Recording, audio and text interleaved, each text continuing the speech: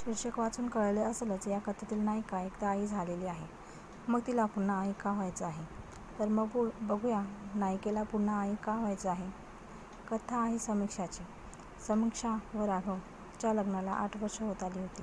अर्णव त्यांचा 5 वर्षाचा मुलगा असल्यामुळे दुसरा चान्स न घेण्याचं दोघांचंही ठरलं होतं. बऱ्याच जागी पहिली मुलगी असली की दुसरा चान्स हमखास घेतात.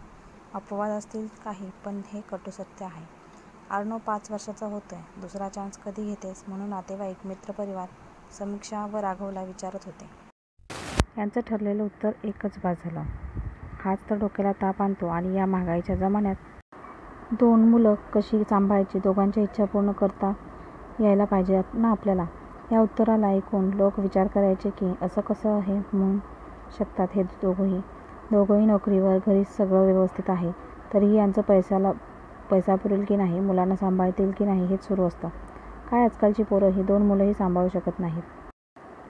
1 वर्ष लोकांचं बोलणं ऐकण्यात व दुसरा चान्स कधी यातच गेला. आता अर्णव 6 वर्षाचा होत आला आणि समीक्षामधली आई, जी नोकरी व घराच्या स्थितीमुळे कुठेतरी दडून बसली होती, ती आता डोके वर काढून बघत होती. म्हणजे तिची इच्छा आता दुसरा चान्स घ्यायची होती. अर्णवच्या वेळी जे अनुभवता आलं नाही ते आता अनुभवावं असं तिला वाटत होतं. आणि तिने राघवला या बाबतीत विचारलं, राघव, आपण दुसरा चान्स घ्यायचा का? अगं, हे काय नवीनच आता. आपलं ठरलंय ना एकच बाळ राहू द्यायचं. आणि तुला किती त्रास झाला अर्णवच्या वेळी. तुझी पुन्हा मानसिक तयारी झाली आई व्हायची? हो, तसंच समज. झाली माझी मानसिक तयारी. अर्णवच्या वेळी जरा अल्लडपणा होता, आता समजदारी आली. आणि नातेवाईक विचारतात, दुसरं कधी? सगळं तर आहे तुमच्याकडे, 2 मुलं सांभाळू शकता, मुलांना सोबत हवी बहीण भावाची. असं ऐकलं की विचार येतो, काय हरकत आहे दुसरा चान्स घ्यायला? तुझी मानसिक तयारी आहे का त्या सर्व गोष्टीतून जायची?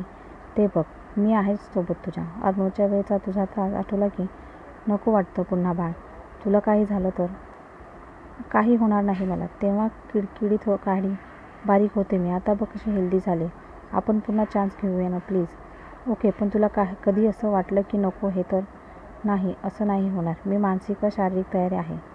दोघांनाही सेकंड चाइल्डचं प्लॅनिंग सुरू केलं. त्यामुळे की काय, समीक्षाची पाळी तारखेच्या 5-6 दिवस लेट होऊ लागली. 1 महिना, 2 महिने करता वर्ष निघून गेलं. आता समीक्षाची पाळी जास्तच अनियमित होत होती. कधी 6 तर कधी 10 दिवस लेट. आणि 2-3 महिन्याआड आपण प्रेग्नेंट आहोत म्हणून ती घरीच किट आणून चेक करायचे, पण रिझल्ट निगेटिव्ह होता. यातच 1.5 वर्ष झालं. वजन जास्त वाढत होतं आणि सगळं ठीक आहे. पहिलं बाळ आपल्याला लवकर झालं, मग आता हा प्रॉब्लेम काय येत आहे, या विचाराने ती मानसिक तणावात राहत होती. अर्णव झाल्यावर एकदा तिने अबॉर्शन केलं होतं. नकोच होतं ते तेव्हा बाळ त्यांना. आणि अर्णव देखील 2च वर्षाचा होता, त्यामुळे तिने ते पाऊल उचललं होतं. आणि त्यावेळी तो निर्णय योग्य देखील होता. पण आता जेव्हा तिची स्वतःची इच्छा आहे पुन्हा आई व्हायची, तर असं का होत आहे? अर्णव देखील 8 वर्षाचा होत आला होता. तो 6 वर्षाचा असताना घेतलेला दुसरा चान्सचा निर्णय अजूनही पूर्णत्वास आलेला नव्हता. 2 वर्ष निघून गेली. आता 2 मुलांमधलं अंतर 8 वर्षाचं होईल, असा विचारही तिच्या मनात डोकावू लागला होता. या सर्वांपेक्षा आपण पुन्हा आई होऊ नाही शकत याची खंत जास्त होती समीक्षाला. आपण ते बाळ अबॉर्ट केलं म्हणून असं होत असेल का आपल्यासोबत? माझ्यात काय कमी आहे? डॉक्टरकडे गेले तर दोघांचेही चेकअप करावं लागेल. नको, त्या टेस्ट सांगतील डॉक्टर. जेव्हा पदरात बाळ आपोआप आलं होतं ते याच हाताने गमावलं मी. आणि आता 2 वर्ष झालीत. बाळ होण्यासाठी प्रयत्न करूनही बाळ होत नाही आहे, या विचाराने समीक्षा चिडचिड झाली होती. राघव म्हणायचा, तसंही आपल्याला दुसरं बाळ नकोच होतं ना. मग नाही होत तर टेन्शन कशाला घेतेस? समीक्षा आता ऐकायला तयार नव्हती. माझ्यात अशी कोणती कमी झाली जे मी आई नाही होऊ शकत? हा प्रश्न तिला स्वस्थ बसू देत नव्हता. आणि तिने सर्व टेस्टला सामोरे जायची तयारी दाखवली. पण मला पुन्हा आई व्हायचं आहे हा ध्यास तिने सोडला नाही. नॉर्मल टेस्ट झाल्या, सर्व रिपोर्ट नॉर्मल आले. राघवचे पण टेस्ट झाले, तेही नॉर्मल. मग का आपल्याला बाळ होत नाही आहे? अर्णव असूनही समीक्षाला वांझोटेपणाची सल जाणवत होती. आपली कूस वांझ कशी होऊ शकते? आपण एकदा मिळालेली संधी धुळकावली, त्याचा तर हा परिणाम नाही ना? देव आपल्याला शिक्षा तर देत नाही ना? या सगळ्या विचाराने ती फार मानसिक तणावात आली होती. कारण ज्या गर्भनिरोधक साधनांचा वापर करून असा प्रॉब्लेम होतो त्यापैकी त्यांनी एकही वापरलं नव्हतं. त्यामुळे औषधांचा साईड इफेक्ट होण्याचा प्रश्नच नव्हता. त्यामुळे नेमकं कारण कोणतं हे शोधण्याकडे तिची जिद्द लागली होती. वयाची 30शी पार झाली होते. वयामुळे असा प्रॉब्लेम येत नाही, कारण तिच्या 2 मैत्रिणींचे लग्न 30शी पार केल्यानंतर झाले आणि लगेच 1 वर्षात त्यांना मुलं पण झाली. त्यामुळे विचार करून करून हिच्या डोक्याचा भुसा होत होता. शेवटचा उपाय म्हणून पुन्हा डॉक्टर बदलवला आणि नव्याने सुरुवात केली पुन्हा. पण आई होण्याचा विचार समीक्षाने सोडला नाही. यावेळी डॉक्टरने पोटाचा एक्स-रे करायला सांगितला. हा शेवटचा उपाय होता समीक्षामधली उणीव शोधण्याचा. आणि नेमकं तेच झालं. गेली 3 वर्ष प्रयत्न करूनही प्रेग्नंट न होण्याचं कारण कळालं. समीक्षाच्या दोन्हीही गर्भनलिका ब्लॉक झाल्या होत्या.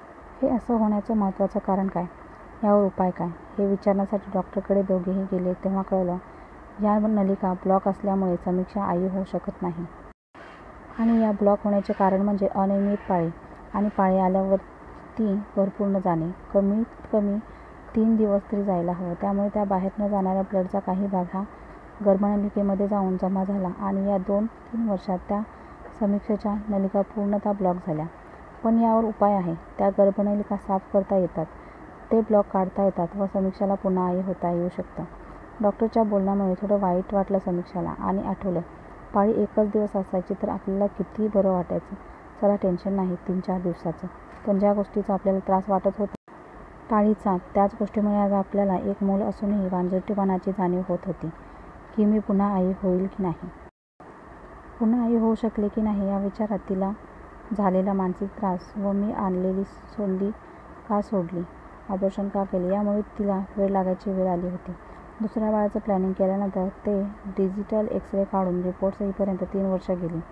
5 वर्षाचा 8 वर्षाचा झाला होता. या ट्रीटमेंटनंतर बाळ राहण्याला आणखीन 1 वर्ष आणि या दोन्हीही मुलांमध्ये अंतर कमी जास्त 9 ते 10 वर्षाचं होईल.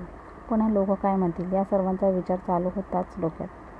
पण या सर्वावर शेवटी तिच्या इच्छाशक्तीने आणि पुन्हा आई होण्याच्या जिद्दीने मात केली. लोकांचं कामच आहे बोलणं आणि नावं ठेवणं. देवालाच तर लोक समाज चांगलं म्हणत नाही, मग आपल्याला काय चांगलं म्हणणार आहे. मला जे करायचं आहे ते मी करणारच. मग कोणाचाही विचार करणार नाही. कारण मला पुन्हा आई व्हायचं आहे. बऱ्याच स्त्रियांचं होतं न असं. पहिलं बाळ झालं की दुसरं नको वाटतं.